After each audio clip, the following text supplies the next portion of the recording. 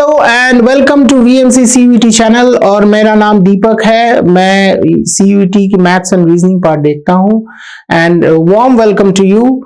हमने first part percentage में देखा है about the basics of percentage, जहां पे हमने फ्रैक्शंस को परसेंटेज में कन्वर्ट करना और परसेंटेज को हम लोग कैसे यूज करते हैं to solve questions without taking x. उसी चीज को हम आगे बढ़ाएंगे in the second part of percentages. And what is that second part? As you are seeing percentage part 2 over here is written. Second part is basically the multiplying factor. ये multiplying factor होता क्या है, किस चिड़िया का नाम है? What is this multiplying factor? Right, very simple language में अगर मैं आपसे कहूं, सपोज कीजिए आपकी सैलरी है 100 रुपीज, राइट। 100 छोड़ो, 1 रुपी है, राइट। 100 बहुत बड़ा नंबर हो गया, 1 रुपी है। अब आपकी सैलरी 25% बढ़ जाती है, तो 25% अगर बढ़ जाए तो कितनी हो जाएगी? 25% कितना होता है फ्रैक्शन में? 25% होता है 1/4। तो आपकी सैलरी अब 1/4 नहीं होगी, 1/4 से बढ़ जाएगी। तो आपकी न्यू जो सैलरी हो जाएगी वो हो जाएगी 1 + 1/4 यानी कि 5/4। दूसरे शब्दों में हम ये भी कह सकते हैं कि अगर आपकी सैलरी 4 है तो अगर आप फ्रैक्शन अवॉइड करना चाहते हैं तो 25% अगर बढ़ जाए तो आपकी सैलरी हो जाएगी 5। तो ये जो 1/4 इज द फैक्टर जहां से आपकी सैलरी इतनी बढ़ गई है और आपकी सैलरी हो गई है 5/4, राइट। इस चीज को जानने के लिए सबसे पहले जरूरत यह है कि फ्रैक्शन टू परसेंटेजेस वैल्यूज अगर आपको थोड़ा पता होगा, it will be very easy for you to go to the next level which is the multiplying factor, और काफी टाइम भी बचेगा। ओके, जैसे कि मैं आपसे कहूं, एक क्वेश्चन में दिया है, if a number is increase by 25% it becomes 800, find the number. इसको हम लोग करें कैसे? How do we start this? सबसे पहली बात यह है, ये मेरा एक बेसिक फॉर्मूला है, बेसिक चीज है, basic way of to approach percentage है। कभी भी एक्स मत लेना, हमेशा 100 लो या 1 लो, क्वेश्चन बहुत आसान हो जाएगी। ओके, तो मैं कहता हूं कि मान लो आपकी नंबर है 1 और बढ़ के हो गई है कितनी? 1/4 बढ़ गई है, तो कितनी हो गई है? 5/4। या मैं ये भी कहूं कि 4 जो था वो बन गया है 5। तो 4 जो था वो बन गया है 5, क्योंकि अगर मैं इनको 4 से मल्टीप्लाई करूं, इसको 4 से मल्टीप्लाई करूं, तो ये 4 बन गया, ये 5 बन गया, तो 4 हैज बिकम 5। बट हमें 4 की वैल्यू निकालनी है। 5 की वैल्यू दी हुई है 800, तो 4 की वैल्यू क्या होगी? 4 की वैल्यू क्या होगी? उसी प्रोपोर्शन में it will be 4/5 of 800 which is equal to 640। तो आपकी वैल्यू होगी, ओरिजिनल नंबर होगी 640, राइट। समझने की सिर्फ जरूरत है, अगर आप समझ जाओगे it becomes very easy to do. If a number is increased by 87.5%, it becomes 1500। अब यहां पे डेसिमल आ गई है तो घबराने की जरूरत नहीं है। If a number is increased by 87.5%, अगर आपने मेरी फर्स्ट वीडियो देखी है तो 87.5% इज बेसिकली 7/8। तो अगर मैं कहूं 1 जो होता है वो 7/8 से बढ़ गया है, इंक्रीज्ड बाई 7/8 से बढ़ गया और बढ़ के बन गया है 15/8। तो 8 जो था वो बढ़ के बन गया है 15। अगर मैं दोनों तरफ 8 से मल्टीप्लाई करूं तो 8 बन गया है 15। तो ये बन गया है कितना एक्चुअली यहां पे? 1500, यानी कि ये बन गया है 1500। तो अगर 1500 है तो 8 जो था वो 800 था, which means original number was 800। और ये 7 से बढ़ा है तो बढ़ा है वो 700 से। Very easy, right. सिर्फ समझने की जरूरत है।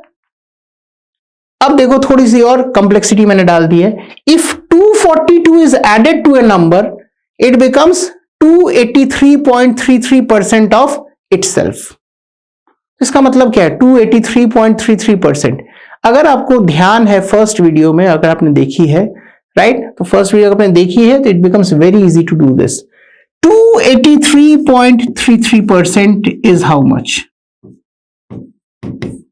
It is equal to 200 plus 83.33.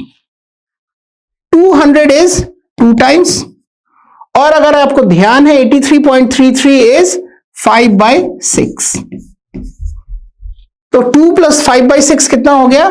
17/6, right? तो जो एक था वो बन गया है, इट बिकम्स 283.83% ऑफ इटसेल्फ, यानी कि वो 17/6 बन गया है। If you see carefully, which means 6 जो था वो 17 बन गया, हमें 6 की वैल्यू निकालनी है।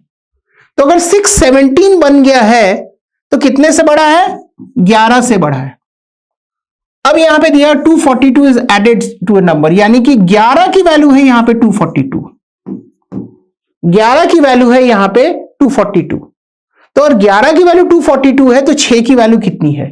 तो 11 की वैल्यू है इट्स 242, 1 की वैल्यू है it is 242/11 which is 22, right? तो 6 की वैल्यू कितनी होगी?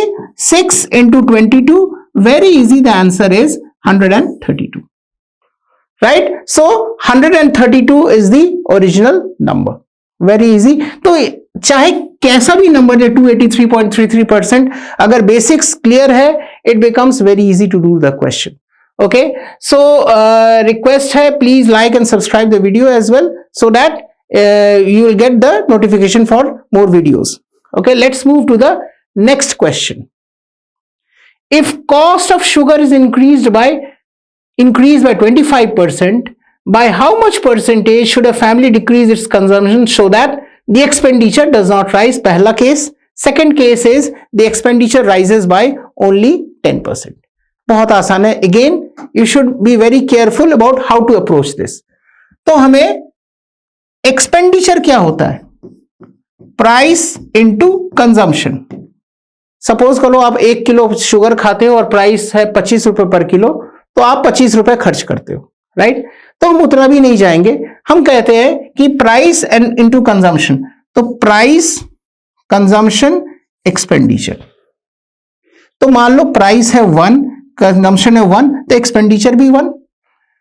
अल्टीमेटली कंजम्पशन 1 ही होनी चाहिए, एक्सपेंडिचर 1 ही होनी चाहिए, सॉरी, एक्सपेंडिचर 1 ही होनी चाहिए। इन दोनों में जो हेर फेर हो, लेकिन अल्टीमेटली एक्सपेंडिचर 1 ही होनी चाहिए। तो कैसे 1 होगी?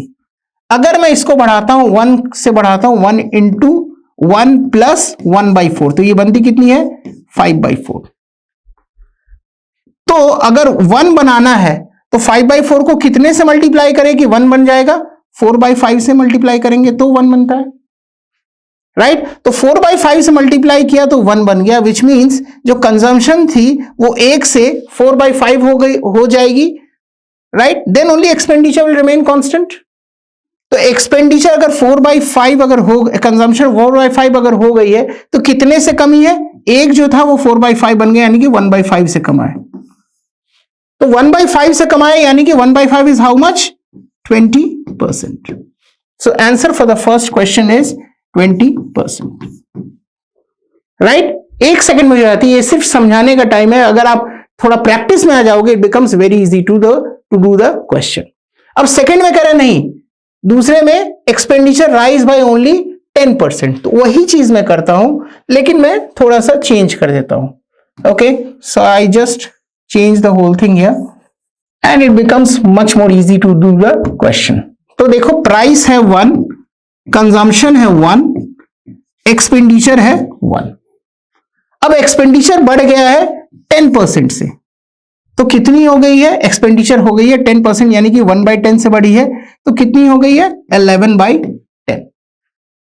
प्राइस कितना हो गया है? 1 + 1/4, यानी कि 5/4।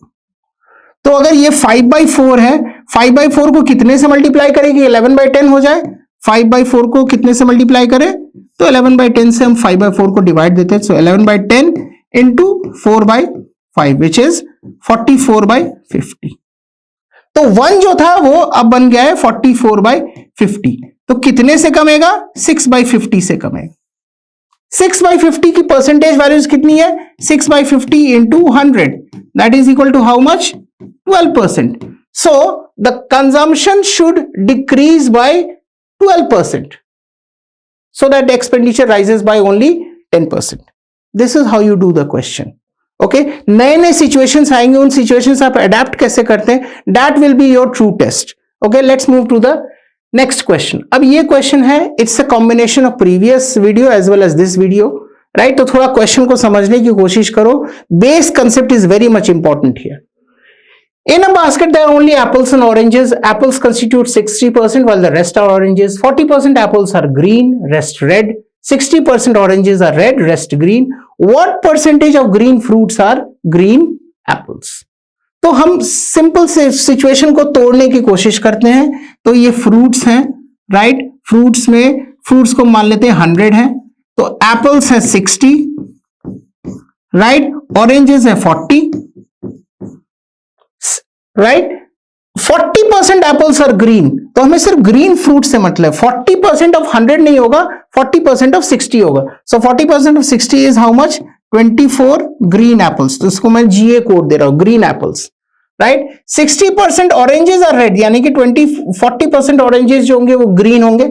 रेस्ट का मतलब है रेस्ट ऑफ द ऑरेंजेस. तो ऑरेंजेस को 100% में से 60% रेड है, तो 40% ग्रीन है. Right, 60% are red, 40% are green. So 40% of 40 is how much? 40% of 40 is 16. So 16 green oranges. So total green fruits are how much? 24 plus 16 is 40. 40 total green fruits, जिसमें से green apples कितने हैं? 24. So 24 by 40 into 60 is 60%. So the answer for this question is 60%. सिर्फ और सिर्फ base का concept अगर clear है, this is more of A revision for the last video. Okay, thank you so much. Wonderful teaching you. Like and subscribe this video as well as the channel so that you will get notification for more such videos. Wonderful teaching you. Happy learning.